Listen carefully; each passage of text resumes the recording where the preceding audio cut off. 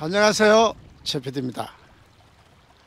제가 서 있는 이곳은 전남 영암군 덕진면에 있는 영암천입니다. 지금은 여기에 이렇게 자그마한 돌다리만 보입니다만 옛날에는 여기에 덕진교라는 훌륭한 다리가 놓여 있어서 영암의 남과 북을 잇는 중요한 교통로 역할을 했다고 합니다. 오늘은 덕진다리에 얽힌 전설을 소개해 드리겠습니다. 때는 통일 신라 시절, 한 처녀가 간밤에 내린 장대비로 불어난 영암천의 물을 바라보며 발을 동동 구르고 있었다. 영산 월출산에서 발원해 영암고을을 가로지르며 영산강 하구로 흘러드는 영암천은 이고장 사람들이 대처로 나가기 위해서는 반드시 건너야 하는 내였지만 큰 비라도 내리면 쉽사리 범람해 통행이 어려웠다. 영암천에 다리를 놓아달라는 주민들의 청원은 고을 태수에 의해 무시당하고 있었다. 아가씨, 안 돼요! 막무가내 내를 건너려던 처녀가 발을 멈추고 돌아보니 웬 떡거머리 총각이 쫓아오며 손을 내저었다. 오늘 이 물은 혼자 건너갔다면 큰일 나요. 속히 어머니 약을 지어와야 하는데. 울상을 짓는 처녀를 보며 떡거머리 총각은 등을 내밀었다. 업히세요.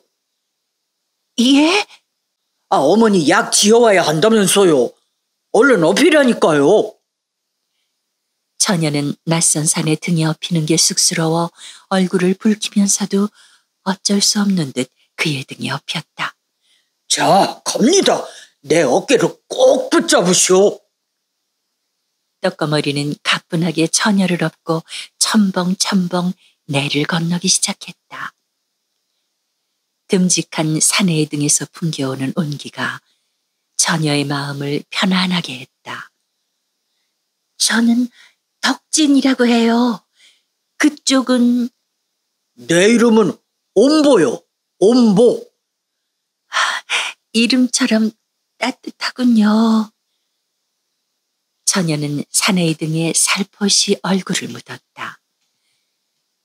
그 일이 있은 후 사랑이 무르익은 덕진과 온보는 정한수 떠놓고 혼례를 올렸다. 첫날 밤 둘은 부지런히 돈을 모아 자신들을 맺어준 영암천에 다리를 놓자고 맹세했다. 덕진은 어머니가 운영하던 주막을 물려받아 주모 일을 하며 손님들을 맞았고, 온보는 내를 건너려는 사람들을 업어나르는 월천꾼 노릇을 했다. 영암천 어귀에 있는 주막은 대처로 나가려는 길손들이 쉬어가는 곳이기에 항상 손님들로 붐볐다.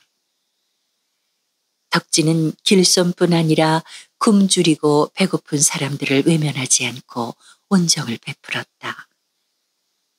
장마가 잦은 여름철은 온보의 대목이었다. 영암천에 물이 불어나면 내를 건너지 못해 안달하는 사람들이 늘어나기 마련이었다. 온보는 거친 물살을 가로지르며 부지런히 사람들을 업어날랐다. 둘은 한 푼, 두 푼 차곡차곡 돈을 모아 땅속 항아리에다 묻었다. 그러나 다리를 놓기에는 턱없이 부족한 돈이었다.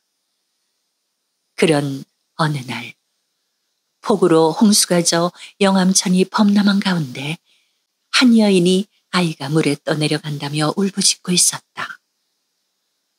온보는 지체 없이 물에 뛰어들어 급류에 휩쓸려가는 아이를 구하려 헤엄쳐갔다. 가까스로 아이를 붙잡은 온보가 급류를 헤쳐나오려 사투를 벌이는 모습을 지켜보며 덕진은 가슴이 타들어갔다. 결국 아이는 무사히 구출했지만 탈진한 온보는 그만 숨을 거두고 말았다. 영암천에 다리를 놓아달라는 말을 남긴 채. 그날 이후 덕진은 온보의 유언을 이루어주기 위해 낮에는 주모 일을 하고 밤에는 삭바느질에다 삭방아까지 찌우며 이를 악물고 일했다. 그러나 연약한 몸이 견디지 못하고 그만 병이 들고 말았다. 그 소식을 들은 영암 주민들은 관청에 몰려가 탄원을 했다. 태수님, 영암천에 다리를 놓아주시오. 그 다리를 놓자면 금 600냥은 들어야 한다. 목마른 사람이 우물을 파는 법. 그토록 다리가 필요하면 돈을 마련해오라. 그럼 당장 다리공사에 착수하겠다. 태수는 가소롭다는 듯 주민들을 내려다보았다.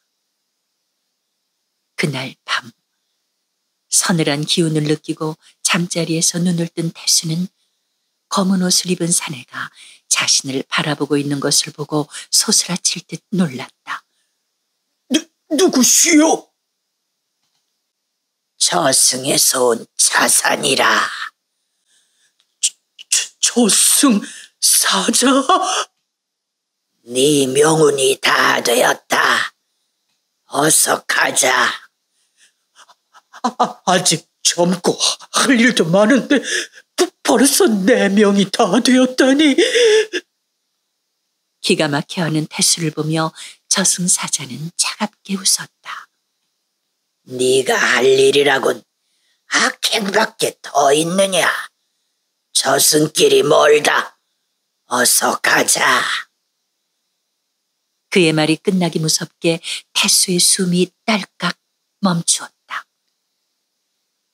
태수의 몸을 벗어난 홀령은 허이 저승길에 올라 12지옥을 차례차례 건넌 후 염라 대왕 앞에 끌려갔다. 이자는 아직 올 때가 멀었는데 왜 데려왔는가? 명부를 보던 염라왕이 의아한 듯 저승사자를 바라보았다. 하도 악행이 심해 더 이상 두고 볼 수가 없었사옵니다. 그렇다고 법을 어길 수야 있느냐? 이자를 저승곳간에 데리고 가서 선한 공덕이 하나라도 쌓였거든 이승으로 보내주거라. 염라왕의 분부를 들은 저승사자는 태수의 이름이 적힌 곳간문을 열고 안을 보여주었다. 텅 빈 곳간엔 썩은 집단 하나만 댕그러니 놓여 있었다. 왜 저것밖에 없죠? 이승에서 선한 일을 할 때마다 저승곳간의 보화가 쌓이는 법. 네가 한 일이라곤 헐벗은 거린에게 썩은 집 한 단 던져준 게 전부가 아니더냐. 네 곳간에 썩은 내가 진동하니 이승으로 돌아가긴 틀렸구나. 아이고 저승사자님 제발 좀. 네가 살 수 있는 방법이 정 없는 것은 아니다. 여길 봐라. 저승사자는 살색이 된 태수에게 금은보화로 가득한 곳간을 보여주었다. 여긴 누구 곳간이기에 이렇게. 영암고을에 사는 덕진아가씨의 곳간이니라. 네가 살 수 있는 방법은 딱 하나. 이 곳간에서 금 300냥을 빌어 이승가는 노자로 쓰고 돌아가 덕진아가씨에게 갚는 것이다. 그럴 수 있겠느냐? 그 말을 듣고 태수는 눈이 번쩍 띄었다. 여부가 있겠습니까? 그러고 말고요. 네가 12지옥을 건너올 때 잘 보았을 테니 이승에서 그 돈을 갚지 않을 시엔 어떤 일이 벌어질지 잘 알고 있겠지. 태수는 지옥 불길 속에서 몸부림치고 있던 망령들이 생각나 온몸을 부들부들 떨었다. 금 300냥이다. 덕진 아가씨에게 꼭 갚아야 한다. 명심하고 돌아가거라. 태수는 비명을 지르며 번쩍 눈을 떴다. 모든 게 꿈만 같았다. 아니야. 꿈이 아니야. 이건 분명 현실이야. 날이 밝자 태수는 수아들을 시켜 덕진이란 여인에 대해 탐문해보게 했다. 수아들의 보고로는 그녀가 영암천변에 작은 주막을 운영하고 있는데 배고픈 사람에게 음식을 나누어주고 잘 것 없는 나그네를 재워주며 선행을 베푼다고 했다.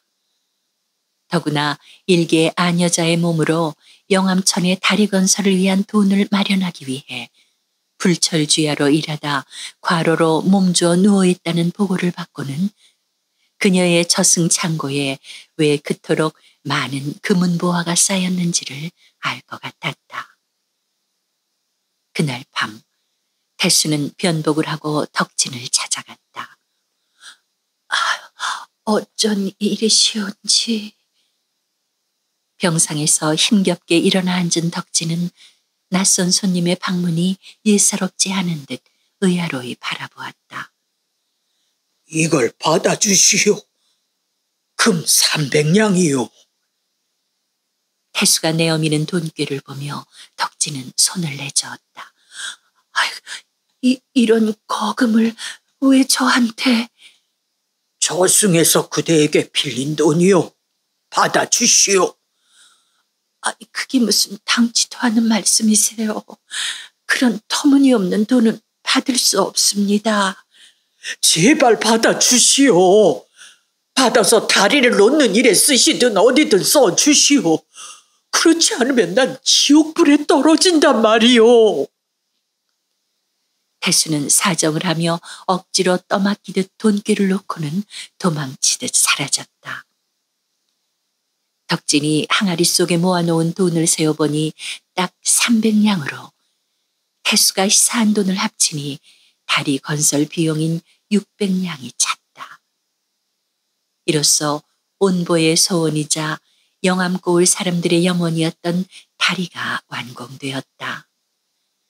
주민들의 손이 돌을 놓고 덕진의 굳은 심지가 세우고 온보의 목숨이 닦아놓은 길인 다리가 개통됐을 때 덕진은 아픈 몸을 이끌고 맨 먼저 다리를 건넜다. 온보야, 나 이제 네가 있는 대로 건너간다. 그 한 걸음은 그녀가 이 세상에 남긴 마지막 걸음이 되었다. 사람들은 이 다리를 덕진 다리라고 불렀으며 옛 주막이 있던 자리에 사당을 세워 그녀의 공덕을 길이 전하게 했다. 현재 영암천에는 영암의 남과 북을 잇는 현대식 다리가 건설돼 있으며 내에 가로놓인 작은 돌다리가 옛 덕진다리의 흔적을 알려주고 있다.